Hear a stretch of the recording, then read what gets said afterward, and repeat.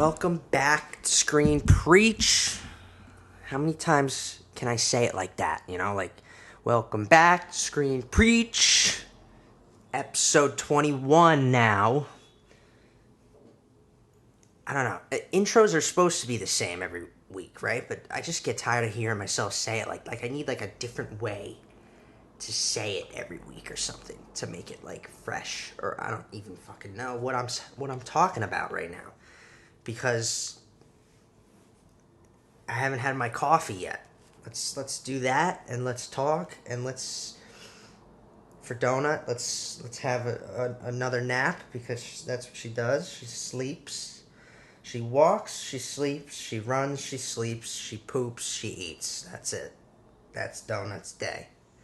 A whole bunch of that stuff. She loves the park now. That's our new thing, is the park. I've had time to do that every day. I'm officially about to finish my 7th project. 3 drafts strong, about to be done. This week is the last week, I think, for it, unless something pops up. Sometimes you see something and it's like, shit, that needs to be reworked a lot. And then all of a sudden you have to add another week to the schedule, but you just never know. It's looking good, so it should be one more week on that. That'll be up on my website, benmorgantistory.com. So yeah, let's get into this week's goodies, which is, I'm going to talk about, the thing is I want to do new movies as much as I can, because that's kind of, I don't know, I'll throw in something that's a little old or whatever, but the point is to do what's new, because people are watching what's new, usually. And that's why I do it that way. So I'm right now my catalog to choose from is all these streaming services have movies that they're just new movies that they're just dropping, original productions of these films. It's probably the most that I've in my life, because of the podcast, that I've watched movies from streaming services, because I don't normally. I'm a big theater person, so that's really. And they're just non-existent. So far we've had a few, between Extraction, Bad Education. But today we're going to talk about Joseph Gordon-Levitt's latest, 7500, from Amazon. It's on Amazon Prime, Amazon original. Just so if you have that. But that's what, in the name of the Godfather, the Son of Odin, and the Holy Jedi, we will be talking about 7500. Alrighty then. That is what I think I have decided that the next special episode will be Jim Carrey. The works of Jim Carrey. Because I happen to have I'm rewatching his stuff. This week I watched all his movies again. They're just so funny, but also like there's a specific style to his movies. There's like a repetitiveness to like the kinds of characters that he plays, the kinds of stories that his characters inhabit. There's a lot of repetitive tropes of all his movies that make them kind of like their own little universe of things that's going on. They're not connected, obviously, but like his work, his style. I don't know. I think I'm gonna do Jim Carrey for episode 25. That will be it, because his films are great. I like them. I like them a lot. We'll get into that in a few weeks. That is official. So yeah, and that's what I've been watching. I watched Dumb and Dumber, Ace Ventura, Cable Guy, The Mask. Liar Liar's probably his best. The more I rewatch his movies, I just think Liar Liar is like that's probably the best one. Like, I would think. I don't. That's just in my opinion. But I'll get into that when we talk about Jim Carrey films. I'm trying to think of like a way to title this. The Jim Carrey Laugh-a-thon. Jim Carrey special. I don't know. I'll figure it out. Whatever. Yeah, I know. It's a little bit like, well, that's not really a special. I need an easier one right now because I'm too busy to like do like a fucking big, and I'm saving the Marvel one. You know it's coming. The big 50 is when I'll do Marvel. Big 50. Episode 50 will be the Marvel Cinematic Universe. Mark my words, I promise. But I can't get into it right now. That's a lot of watching, a lot of, writing up pieces about it and trying to figure out what I want to say about it. It's a lot. And when I'm at this grinding point in my projects, like I am now with this last week here, is like third draft. I have to be. There's just no time. Is basically what I'm saying. Whatever. Yeah. So I mean, I could have done something else. I was thinking about doing like the monster movies. Like I was gonna do that, but nobody wants me to talk about those. Probably. I mean, maybe, but I figure let's switch it up and talk about comedy. I figured it'd be a good episode to actually talk about the genre of comedy and how it exists in cinema, because it's very different from like you just if you're a funny person naturally, it doesn't mean you're necessarily going to be a funny writer. Writing comedy, performing it's just it's a good chance to talk about all that stuff. So I figured let's do that. I'm gonna stick with comedy too for a little bit, in terms of what I'm watching, just to keep that idea fresh. I'm gonna watch a bunch of comedies this week too, and maybe the following week. There will be a couple weeks where I won't be around, so there will be a couple weeks with no episodes, but that's just the way that is. But yeah, that should be fun either way. What else is going on, really? Still no work. Still everything closed. And now I live in the state that's apparently the state with the most cases now. California surpassed everyone else. California's a fucking hot spot all of a sudden. It's getting bad again, I guess. At the same time, they're they're still reopening shit in some states, and then other states are like this state is just totally locked down again. Yeah, I don't fucking know what's gonna happen, dude. I just don't know anymore. I'm still on my schedule for work. I don't have any hours or shifts yet, but I'm still on. I still have a job there when things normalize. So far, at least, all that stuff is, still happening, but I just don't have any, I'm not working yet. I'm gonna definitely be setting up my car soon to either do Postmates or fucking Uber, because I need some source of income that's not the restaurant. And I was going to do that anyway because I wouldn't be able to cover my rent anyway. It was always going to be 2 jobs. But that stimulus check every week has been nice. So that which is ending. I got a text, so that's done. Unless they decide to extend it, which they should, because if they're not going to fucking open up. I mean, look at we'll get in. All right, this is a good transition into some of the news. A lot of delaying again. Like, the theaters are not opening. They're just not.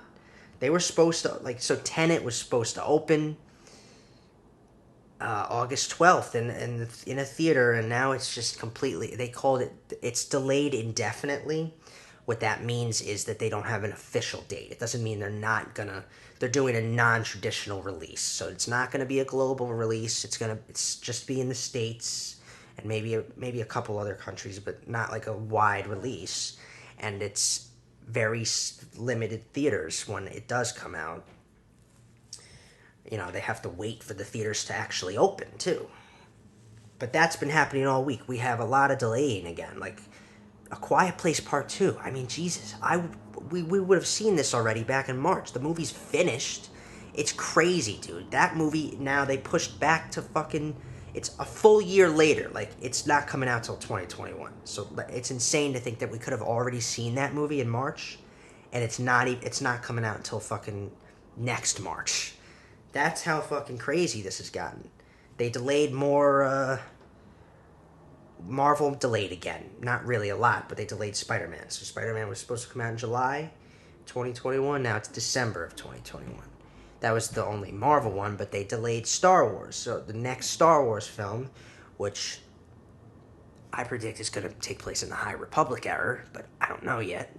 None of us know what the fuck the movie's about. We don't know what they're doing with Star Wars. But that was supposed to come out 2022, and now it's coming out 2023. And Avatar as well got pushed back because their release plan, Disney, now that they own Avatar too, because they fucking own everything. Their release plan with that was to have alternating years. Star Wars, Avatar, Star Wars, Avatar. So, like, naturally, both Star Wars and Avatar have been delayed.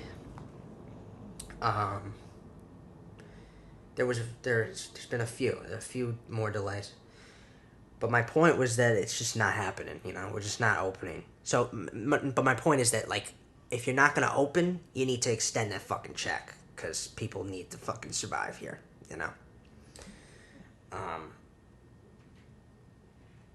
Yeah. Let's get into the news of the week. I already gave you a little bit of it. In terms of what I'm watching, I already told you. I'm still watching Yellowstone, too. Very good.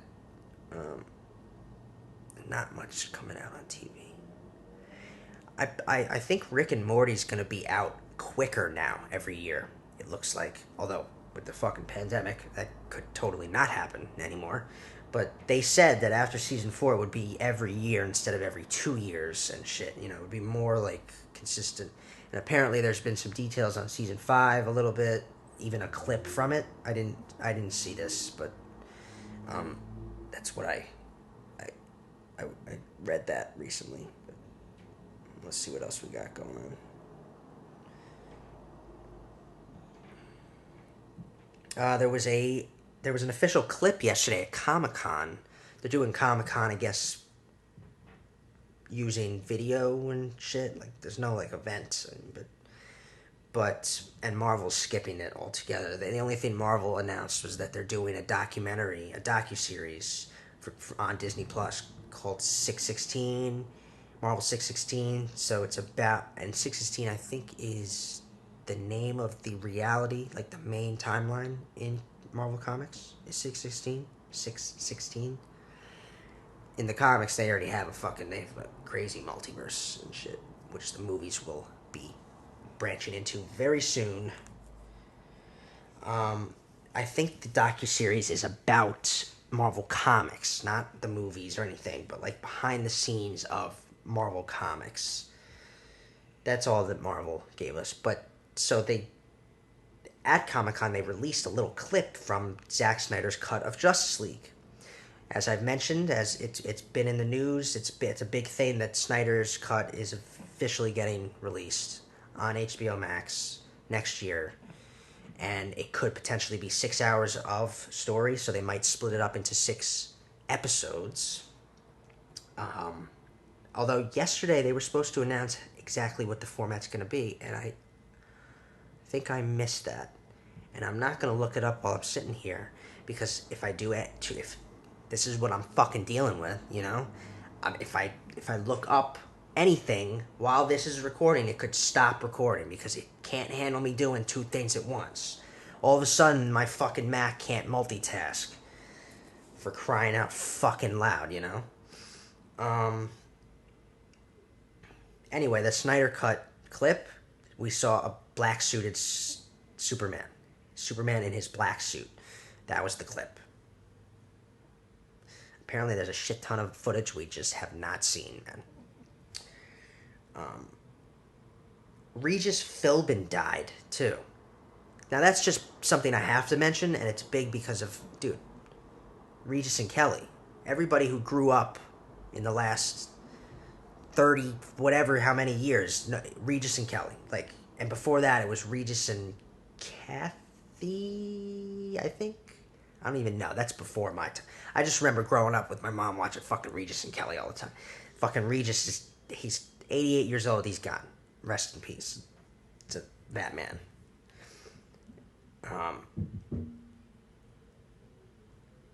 Spider-Man: Far From Home was delayed. And Top Gun Maverick, so the Top Gun sequel, along with A Quiet Place 2, was also delayed. Yeah, it's just no. Without theaters, they're just not gonna fucking do these. They're not. These big movies can't do the streaming releases. They won't get the profits, man. They won't break even. They just won't. I don't see it. They need those big. They need the box office. They can't do it. They can't release without the box office. It sucks, man. All these movies are delaying until fucking 2021. I hope that Black Widow. I hope that we're open by November. I hope that Black Widow.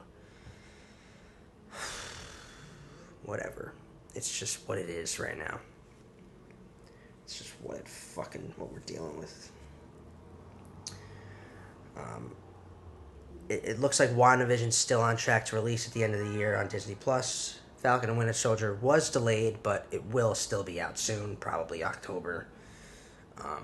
Mandalorian Season 2, October. We have a lot of great TV. On the bright side, we have a lot of great TV that we're still getting. The thing is, though, we gotta hope this doesn't continue well into the next year, because then they want to start filming on new seasons of TV, and they won't be able to if they're not open. I think productions are just naturally dealing with the fact that they have to open. They're starting up productions again, but they're doing it very differently. They have to take a lot of precautions in terms of how they go about filming shit right now. Because that's a film and TV is a collaborative medium. It's a lot of being together to do shit, especially actors. If they have to make out, or they have a kissing scene, a love-making scene. Coronavirus totally affects everything in terms of filmmaking right now. But that's I still think they're inevitably finding ways to film, because they have to. It's too big an industry to just shut down for too long, man. Anyway.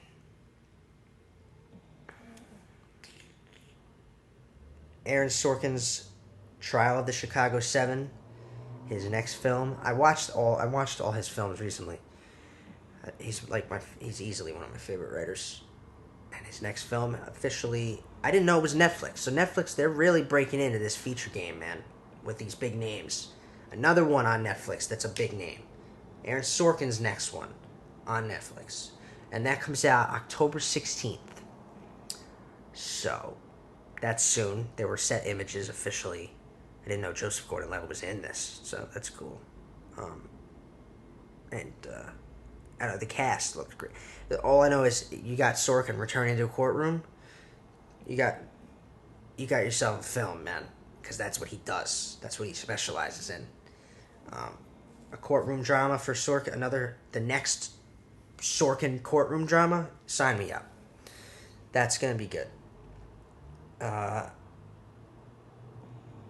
Vince Vaughn is set to produce an animated comedy series for Fox.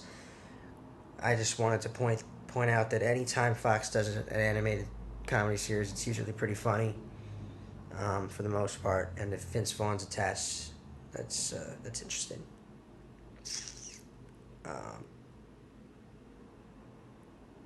Perry Mason was renewed for a second season on HBO.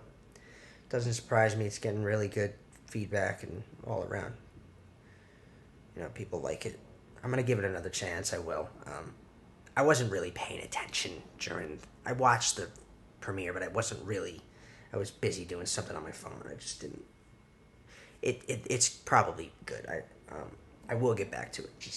Just not right now. Just not right now. And Zack Snyder also mentioned something about his Justice League cut. He said it will exist outside of the continuity that DC and Warner Brothers have been. I mean, it's just let's just make it more confusing. Why don't we? How can your film, Zack Snyder, be outside of the continuity when it's one of the big films in that continuity? It's got all the characters from that continuity in it. It's the team-up movie of that continuity, and you're telling me it exists, it's outside. It's probably because of how much is different and how many things that he filmed that I understand why. But I don't quite understand how until I see it. But yeah, let's just make it more confusing because that's what they do now. They put out movies that are totally not in the continuity, and then they put out films that are in the continuity. You got fucking multiverse shit going on with the Flash, and you got Michael Keaton's Batman coming back for it. You got these solo films like Joker. You got the continuing arcs of these characters. You got Aquaman 2 coming out and shit, and then you have the Batman with a totally new cast, so it's not in that concept. It's just like so weird. It's just weird the way that Warner Bros. Is going about all this. But if they're doing what I think they're doing, and they're just kind of like, these are all different realities. This they built their universe right off the bat with the idea of a multiverse, whereas Marvel had to build to theirs, and they're now just going to introduce it. DC has introduced their multiverse on TV, so if they want to, I mean, they've even had movie characters cross over with the TV characters. So they're not, if they're taking, their approach has always been alternate realities. That's just the way DC's going about it, and it might actually end up working out really great in the end. All of a sudden, they could be a serious contender as like one of the top cinematic universes. All of a sudden,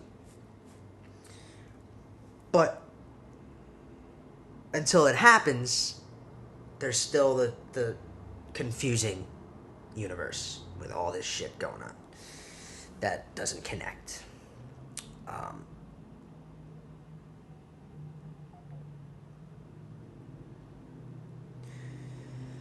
Anyway,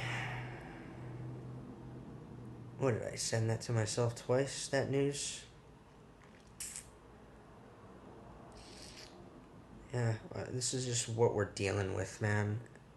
I think that's all the news of the week, and I think I'm gonna get into our movie topic. Right about fucking now. Let's do it.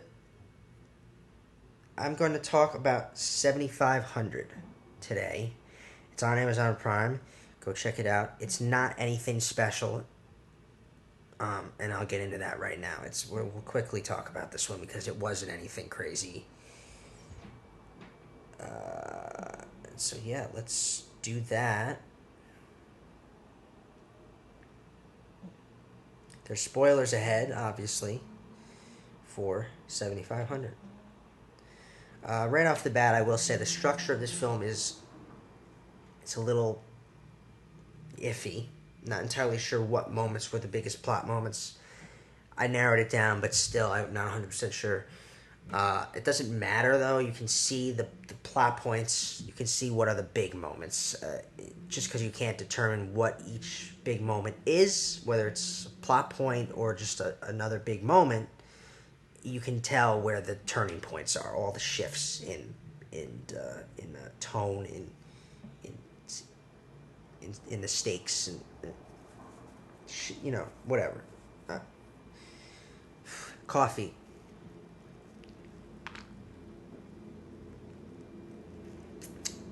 Wake up. Wake up, sister. Liar, liar. Oh, that's so funny, man, that movie. I'd have got him 10. Definitely talking about Jim Carrey, man. Come on. We can get into that. There's plenty of, I'll probably be quoting throughout the whole special, too. All the different lines. They're just so funny.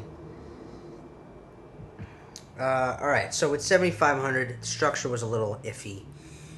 But, how... I could have sworn I got this down.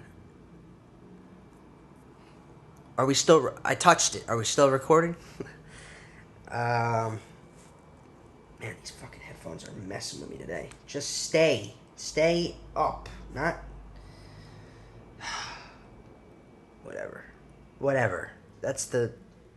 Forget about it. That's the new attitude about everything right now. Is forget about it.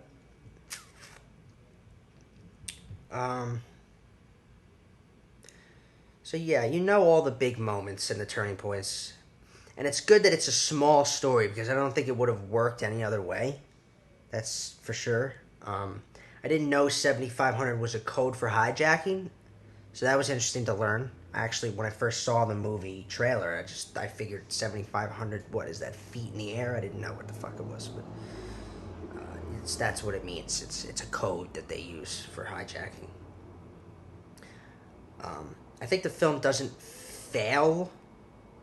Let's be clear about that. I don't think it bombs. I don't think it's a complete bomb. So that's important. Um, is it great or even good? No. Uh, I'll get into that, but at least it doesn't fail. You know, you care about Tobias enough, right from the start because they set him up as relatable, and they do it quickly, which is good. They do it in a few quick beats. You understand what kind of person he is, and what his emotional relatability is to us right off the bat. Um, he has a growing relationship with his fiance and his son. He also has a bright looking future as a young pilot, and these are all the things we really need to know that tell us quickly and effectively enough in the beginning that he's someone we should care about. Um, I also think it's important to note that Tobias is presented as an all around nice guy, something that comes into play in the film when shit starts to hit the fan. Um, these setups are effective in building the stakes of the film, all built to at the right moments. I think, yes, you know, when they set things up in the very beginning of the film, they come back into play later. So there's no like missteps in that regard. They don't set something up that doesn't get paid off. Um, the biggest moment of all, of course, is being the plot point involving the fiance, which I'll talk about. So let's talk about what exactly those plot points are structurally. I thought they spent too much time after telling us the important things about Tobias, just sort of sticking in the cockpit. What I mean by that is after we learn who Tobias is and everything, the flight takes off, and we kind of spend just a tad bit too much time just kind of sitting in there with them while they kind of like talk or whatever, or just fly, really. Like, they're not even talking that much.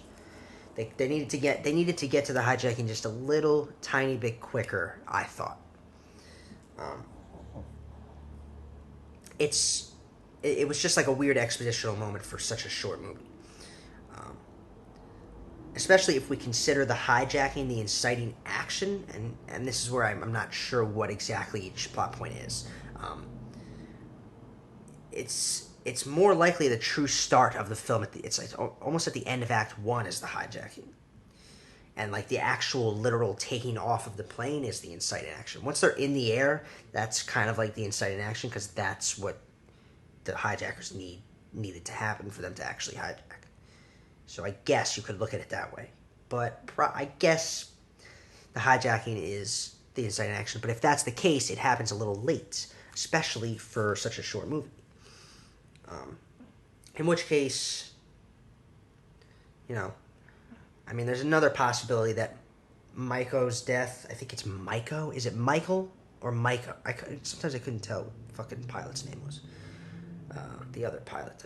Tobias is the co-pilot. The main pilot. His death could be considered the true start at the end of Act 1 because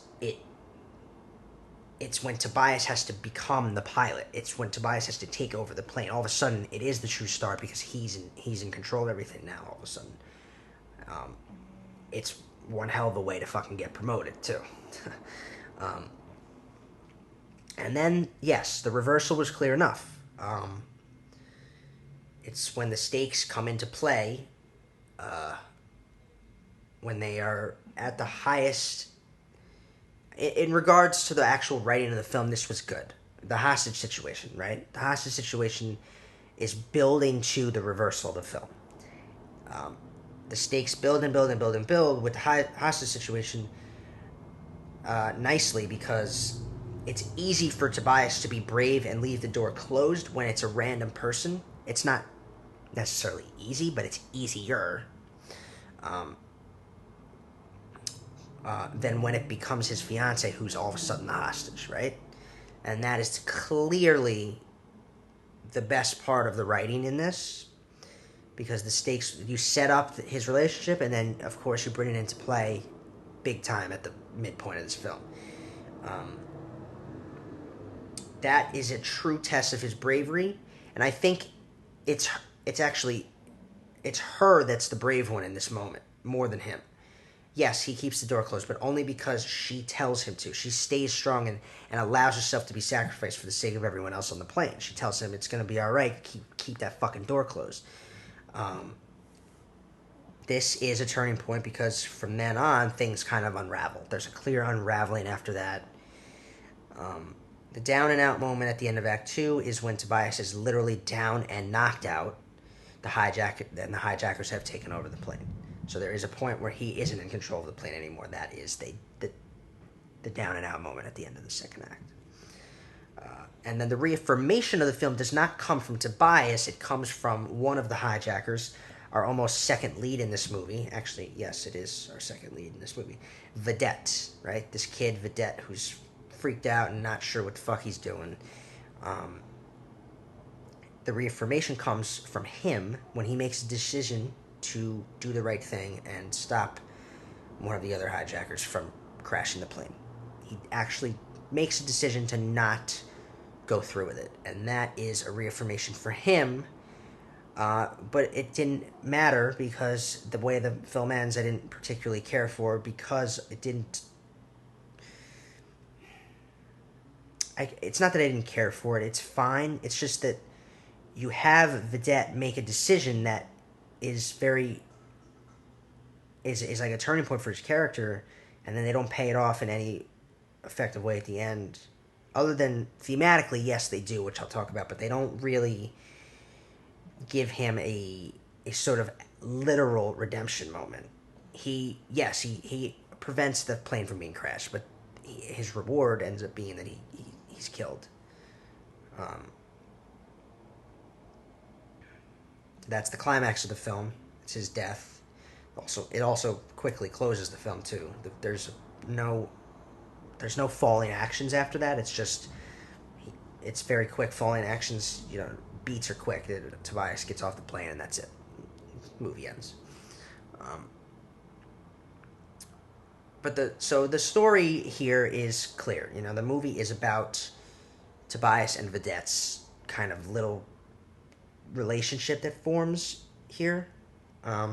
They set up that relationship right away too, right when the action of the film kicks in, because it's Vedette who stabs Tobias initially in the first place. When they initially hijack, it's Vedette who stabs Tobias.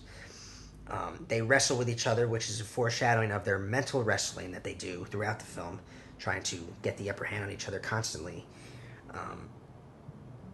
Each trying to get some kind of upper hand. But more importantly, they foreshadow Vedette's change of heart in that moment when he stabs Tobias, because the way he reacts to stabbing Tobias with some brief shock and hesitation is foreshadowing what happens with him later when he makes the decision to help Tobias.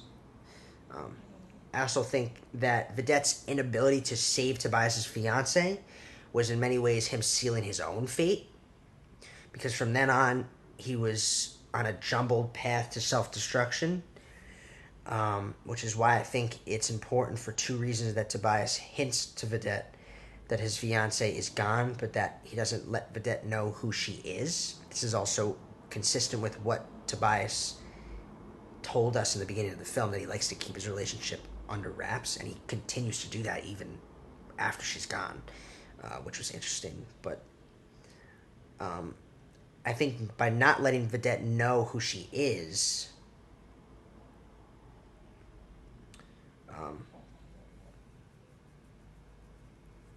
it kind of like, there was a thought-provoking moment there that I couldn't quite hit on, and I still haven't hit on it. I would sit here and think about it for a second, but then you'd be listening to silence. There's just something about that moment. They're talking, and he asks, after Tobias mentions that he has a son with a half Turkish woman, Vedette asks what happened to her, and Tobias doesn't. He reacts by saying nothing. There was just something there that I thought was interesting. I just couldn't quite describe it. I couldn't expand on it in my head at the time. I'm still not sure. Anyway, they mentioned in the they mentioned in the beginning how they want to keep the relationship separate from their work environment, and that world, and that remains consistent throughout the film. That's all it really was, I guess. Shit, that was a whatever. That's me mumbling my analysis. Is what that is. Mumbling, jumbling, whatever. The cockpit was. So this was the most interesting part about the film too, is the way they handled the cockpit. The cockpit acts as the world. Acts as the story world. In the cockpit, she was Tobias's fiance was still just a flight attendant and less his fiance. So why let us? So I did write it down. Why don't I just keep reading what I fucking wrote? I actually wrote it down. This was what I was gonna say. So why let Vedette know that the very flight attendant he let die is also the mother of Tobias' son? Yeah. So that was just like that whole idea of keeping the world separate, their relationship, their world outside of the plane, outside of the cockpit. I don't know. It fucking whatever. That was just interesting. You think about it and see what you come up with, because I'm kind of tired and whatever. This is why I sometimes just need this fucking prompt, this template here, because I just want to just go through and not have to think so much, because I did all my thinking the week before the recording when I wrote this. Sunday morning, and I want to fucking have a Sunday, not a fucking Monday, which is what it feels like if I have to fucking whatever. Jesus Christ. Yeah.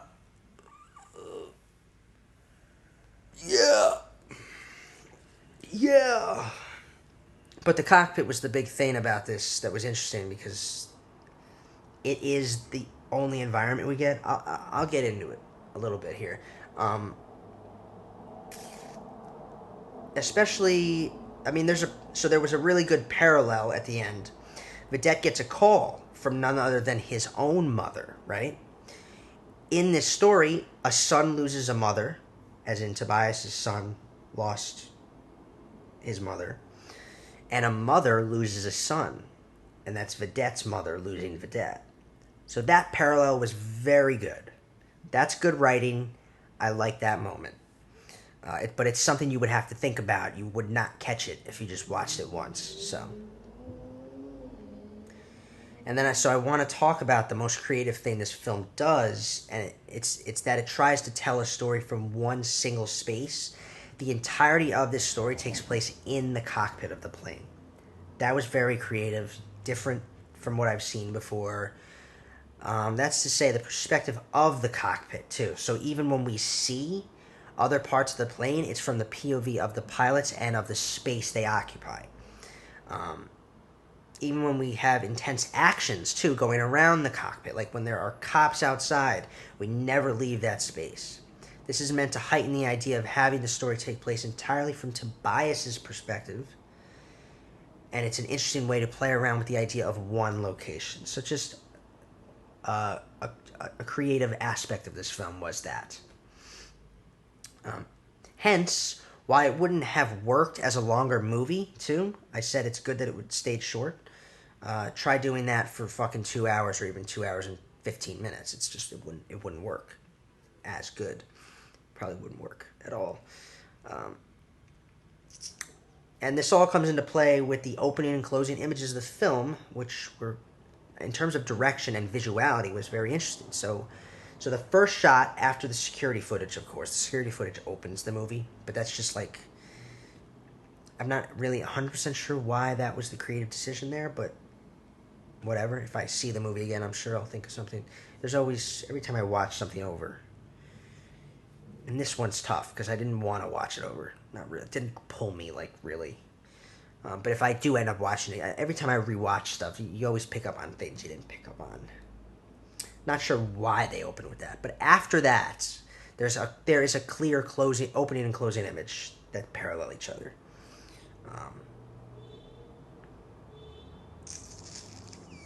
Um, the plane, we see the plane from the view of the cockpit looking out. That's the first shot after the security footage. That's the opening image of this story, technically, right? From the view of the cockpit looking out at the rest of the plane, first image. The closing image is the reverse. It's from the view of the plane looking into the cockpit. It signifies a passing of time and a single action in one space in that time. This was the most interesting about this film, I thought, and other than that, it didn't hook you really. You know, it's cool. It's a cool idea, but it doesn't, like I said, it doesn't pull me in like crazy. Yeah. Performances. This is not, in my opinion, one of Joseph Gordon-Levitt's best performances, but he keeps it interesting. And I think part of the interest of this little movie and me actually watching it was that I get to see Gordon-Levitt in a movie again, because I feel like I don't fucking see him in movies that much anymore. It's like after Don John, like where the fuck has he been really?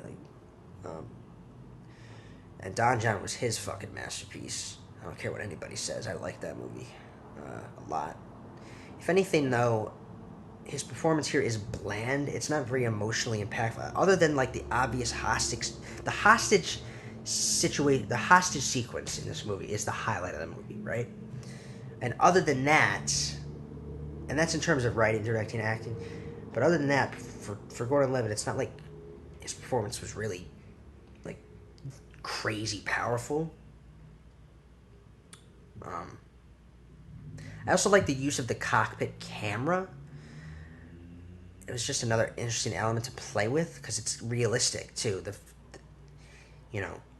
That's how that would play out. It helps the filmmakers utilize that one space too. It helps them keep it in the cockpit. But there's an eerie quality to it with Tobias's decisions to turn it on and off. Every time he turns it on and off, it's like a powerful moment because it's like he turns it off and we don't see the first hostage death. He turns it off again after that when his fiance is killed. It's just like it added another element to the story that was interesting. It added more tension, you know? Tension. A lot of tension, you know? Very tense situation. Anyway, yeah, like I said, quickly talk about this because it's not anything. It's an hour and a half film. Go watch it. It's worth a watch. It's not anything crazy.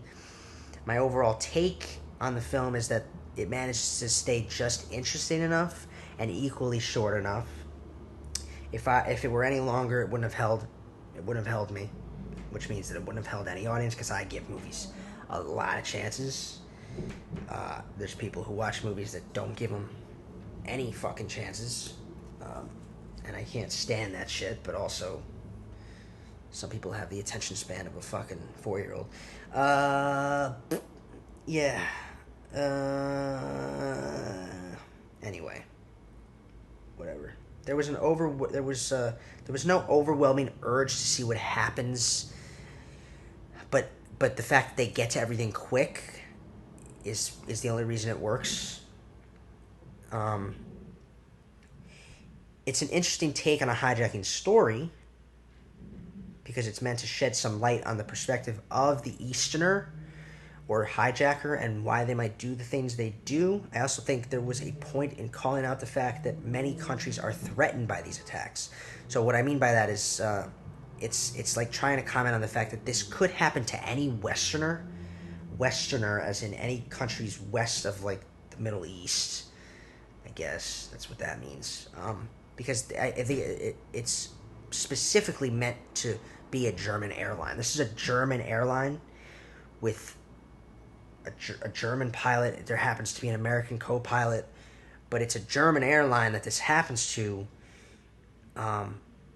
We get it through the perspective of an American pilot, but it's this idea that it doesn't just happen to Americans, this kind of stuff. Um, it's interesting that we have an American main character who's got to protect all these people, but that's just our, you know. Also, the fact that he has a Turkish fiance, which is an Eastern country, only further makes a connection between Tobias and Vedette later, having to be Tobias, the American, who makes Vedette, the Easterner, come to his senses and switch sides. Which does happen and happen effectively, and the only reason Vedette continues to act as a hijacker at all after that is because it's completely out of fear. He's just terrified after that. He doesn't know what's going to happen to him, so he just keeps playing, he just keeps trying to maintain the upper hand he has. Tobias has to make a lot of tough decisions in the story, and so does Vedette. But for Tobias, losing his fiancée made it very personal for him. It becomes about survival so that he can be there for his now motherless son. I think a part of him and a part of us watching hoped there could be a better outcome for Vedette, and yet I think Tobias knows that what happens to Vedette is the most likely outcome. They make Vedette just relatable and vulnerable enough for both Tobias and for us, the audience. So that it's just sad enough when he's killed, but also we figured as much would happen. This film overall has some strong themes like fear, courage, leadership, sacrifice becomes a big one. Pain and survival. But I think the one that embodies the film is the theme of rage. And what I mean by that is it comes from all sides, comes from every which way. But the film is meant to express how one reacts to rage. When Tobias says, "I'm hurt," at one point in the film after getting stabbed, he just lost the woman he loves and has to fear for his own life and the life of his son. When he says he's hurt, rage is the best way for anyone in pain to react. But he's not really saying he's hurt because he got stabbed in the arm. He's hurt because of every other thing that happened on that fucking flight. So a simple line like "I'm hurt" has a lot of fucking impact in this movie. There's a lot of moments of rage. You know, the way he reacts to that death, the way that the hijackers react, the way that Vedette reacts as he gets more and more terrified. There's just I think the main theme somehow manages to be rage. In this small space, which there's this idea of literal cabin fever, like making you go fucking like crazy too. Yeah. If that's the most thought-provoking thing I could take out of this, then sure. I'll take that. Whatever. This isn't anything special, and it didn't get any better for me the second time I watched it. At least it holds up for anyone who watches it once. At least I think it would. So in terms of rating this movie, I give it a flat-out 7.0 out of 10. It was okay. Let's do our movie quote of the week, since we're, I think, about done with this one.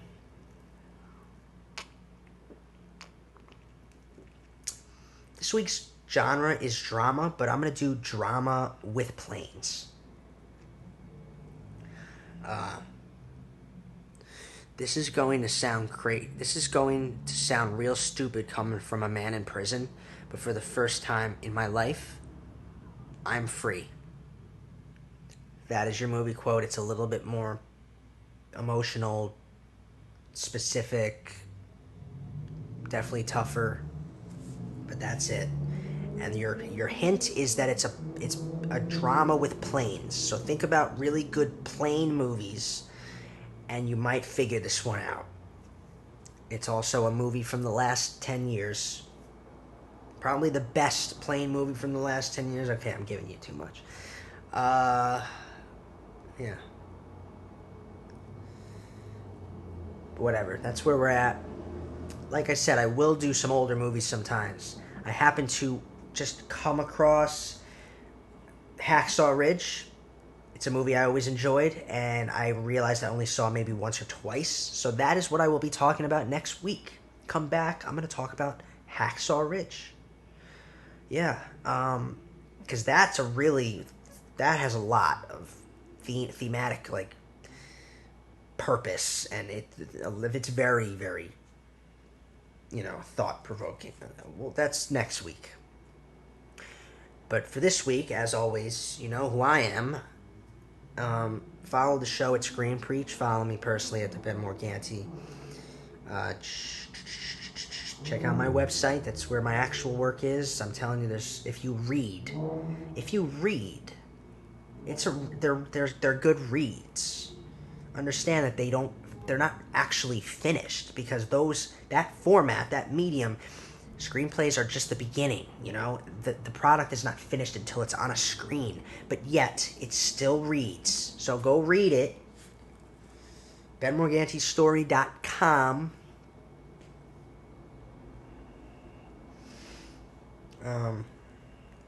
Follow. Yeah, follow. Subscribe to BMS Studios on YouTube. Check out my brother's channel, J&J Customs. Yeah, you can find this at Apple Podcasts and YouTube. If you really want to support the show, become a patron at Patreon.